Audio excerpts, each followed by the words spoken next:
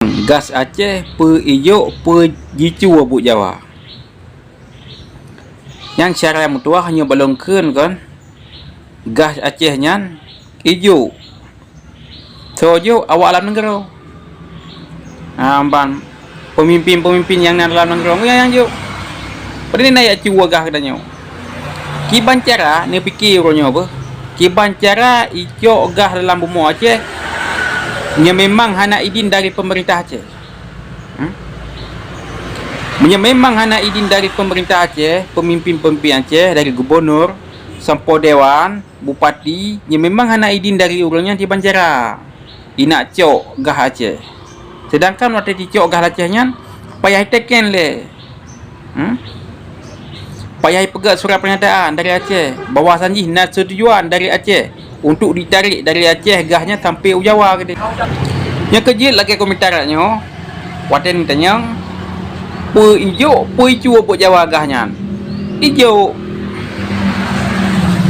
Jakarta kan Jawa Aceh kena ilake gasnya untuk ditarik Jawa.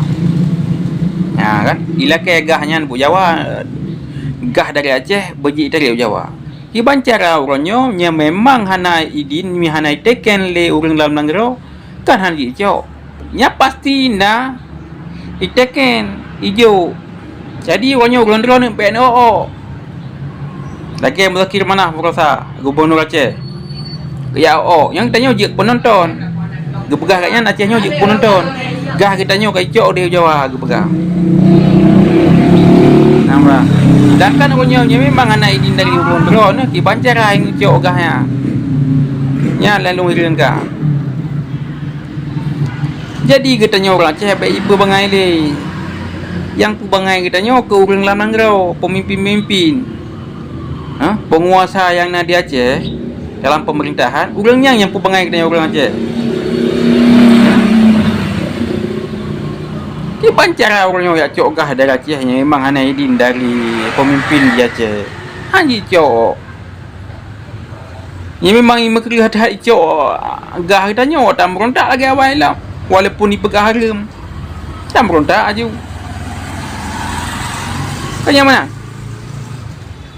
Baik le je pelbagai katanya orang Aceh. Jadi orang Aceh hanya baik terprovokasi dengan haba-haba kan orang-orang yang fanatik ke belah di. Orangnya pemimpin-pemimpin yang di Aceh dari gubernur sampai dewan sampai desa orangnya senama ke dalam pemerintahan harus tunduk Jawa. Yang beratat pengatik Jawa awaknya. Fanatik Jawa. Dikarenakan awaknya orangnya kan melindung. Dan di melindung puno-puno. Gedeh belah di laut. Ya mana. Jadi orangnya terang juga pegah. Terang-terang juga pegah orangnya. Gah di Aceh orangnya na izin dari pemerintah Aceh. Ya nah mungkin dia cok awaknya. Sedangkan waktu ji pegat pipanya kan setara dia diam. Setara umum. Tadi dia pe mandu. Belian dah pegah katanya, belian dipegah gubernur, terus ubah rakyat kecil orangnya. Lagi-lagi katanya kat Mandum dah ada gahnya bahawasanya ditarik Jawa ke dia.